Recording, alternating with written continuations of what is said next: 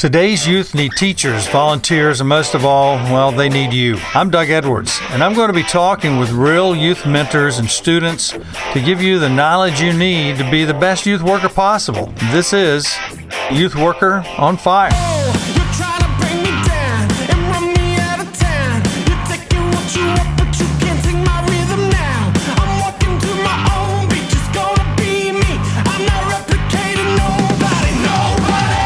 Hey, Youth Worker Nation, it's Doug Edwards. Glad you're with me again today. Youth Worker on Fire is about you. It's about those people who work with students, especially youth pastors, because I was a youth pastor for 29 years, and I guess if you counted my Youth for Christ days, it would be 35 on a full-time basis. Then as a volunteer through chaplaincy at one of the local colleges and their baseball team, for about 8 of those years, and that overlapped into my retirement from full-time.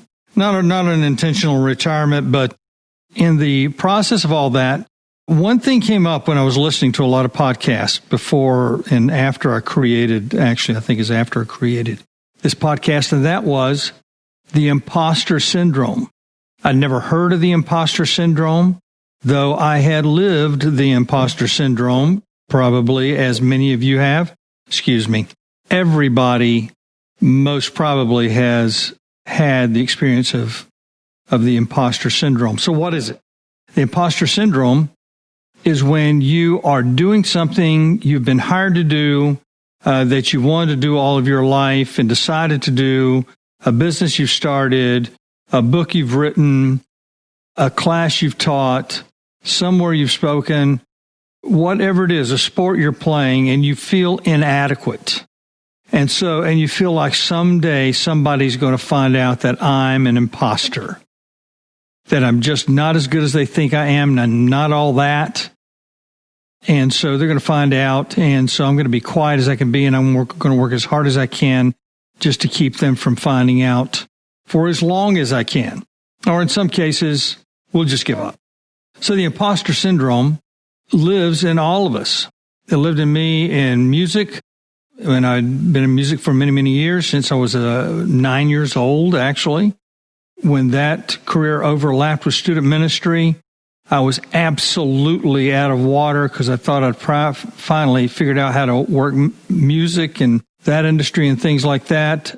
My improvement had just was amazing over the period of years, especially when I went on the road full time, because you're playing every day. And so when I went into student ministry, something I had not intended to do, it was a God thing, not a me thing. And that was, I knew nothing about student ministry except that when somebody hired me part-time as a part-time music pastor and threw in that I was going to be in charge of student ministries as well at a small church, that freaked me out, and I was horrible at it. And so Youth for Christ hired me.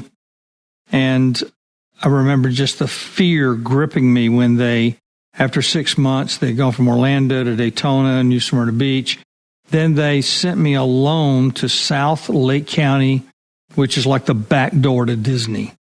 Very small community at that point, a couple of communities. I basically worked in Claremont, but we did things in both areas. I remember meeting a principal of the school, the high school, for the first time. And my executive director and Jim Pegg, a friend of mine who basically raised the money for my first year's salary, was at that meeting, and they were talking about the things I was going to do and that I was supposed to be doing as a campus life director and all that. And I remember the anxiety being so high that I excused myself for a while, went to the bathroom without saying anything out loud because it was a small restaurant. I would just in my mind be screaming at God, going, "What are you doing? You know I can't do this. You know I'm no good at this."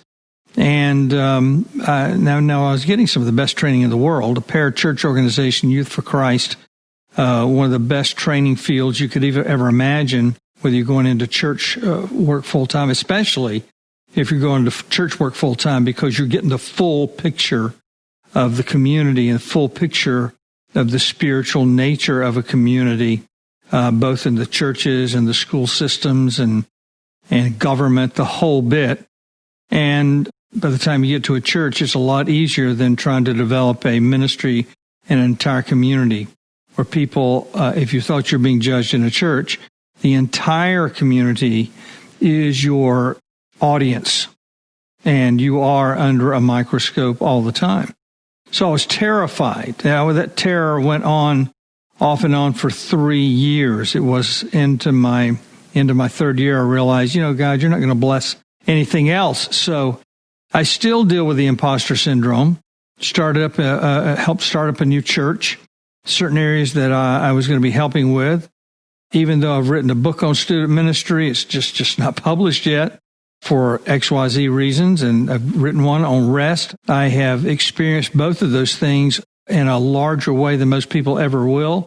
That makes me capable of talking on those subjects intelligently, done research on them as well. But I still have that imposter syndrome, like, who am I? Who am I to write these books? Who am I to talk to people? So if you're dealing with the imposter syndrome in whatever area of life it is, then realize this: everyone around you is feeling the imposter syndrome as well. Most people are afraid. Most people will never say that they are experiencing that kind of anxiety and that they don't know everything there is to know, or maybe they don't even know enough in their mindset about what to do. And so they don't ask the right questions. They don't ask questions because they're afraid that then everybody will know that they really don't know everything. But if the truth be told, nobody knows everything about the area that they're experts in, and they know that there's a whole lot more to learn. Don't let the imposter syndrome freeze you up, stop you from achieving. Just realize that everybody's facing it. May have been why God told Joshua, here he was, the biggest fighting man of the entire Israeli army. He and Caleb, they wanted to go straight into the promised land, and the other spies did not. They recommended that they did not do that. The giants were too big. Caleb and Joshua said, no, they're not. We can do this. God is with us. And for 40 years instead, he had to be in the desert. So when they got out of the desert, they're getting ready to take the promised land again. In Joshua, the first chapter, God keeps reminding him, be strong and courageous. Do not be afraid. Be strong and courageous. I am with you.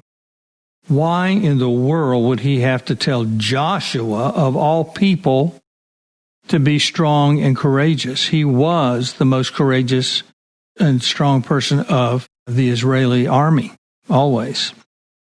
I don't know, maybe he knew that there was an imposter syndrome starting to set in. Moses had left, and now here is me, Joshua, and I'm in charge. So maybe God had to say, you know what? I know what you're feeling. I know you feel like an imposter, that you're not capable of filling Moses' sandals, but you are. Because it's not about you, it's about me, the Lord God. And I will lead you, and I will win the battle. You just go through the motions of battling. You do it. I'll take care of it. Be strong. Be courageous.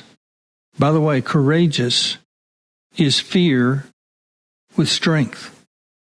Courage is not about the lack of fear. It is having fear and doing what you're supposed to do, even though you're afraid.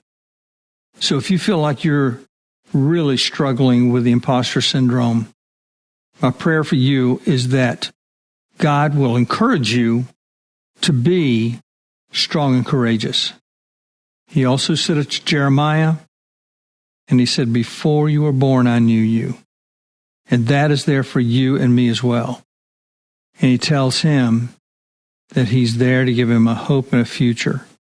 In spite of what's going to happen, he said, don't be afraid of the people. I'm going to do this. So go out there and fight your battle. Go out there and be strong and courageous. Even though you're dealing with the imposter syndrome, that thing that says you're not qualified, you're not good enough, and somebody's going to find me out eventually.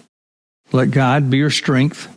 Face the imposter syndrome we're all imposters without the Lord God through Jesus Christ. All right, Youth Worker Nation, go at it. Don't hold back. Don't give up. Press forward until God tells you there's another battle to face. All righty, we're out. Youth Worker on Fire. You've been listening to the Youth Worker on Fire podcast. If you like what you hear, please subscribe and tell your friends. Also, leave a comment and tell us what you think. Stay tuned for more informative episodes.